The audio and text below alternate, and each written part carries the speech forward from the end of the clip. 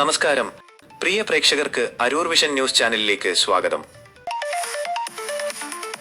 അരൂക്കുറ്റി ശ്രീ മാത്താനം ഭഗവതി ക്ഷേത്രം നവോത്ഥാന പാതയിൽ.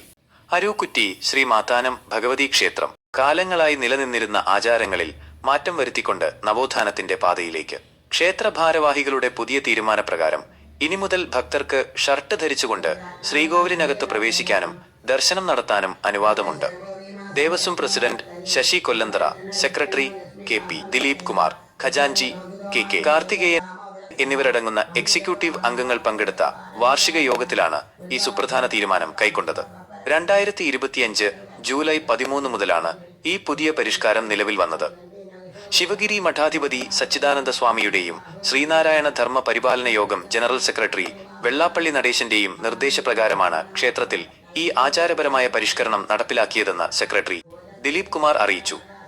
ഈ പുതിയ മാറ്റം നിലവിൽ വന്നതിന് ശേഷം ഷർട്ട് ധരിച്ച് നിരവധി ഭക്തർ ക്ഷേത്ര ദർശനം നടത്തിയതായും റിപ്പോർട്ടുകളുണ്ട്.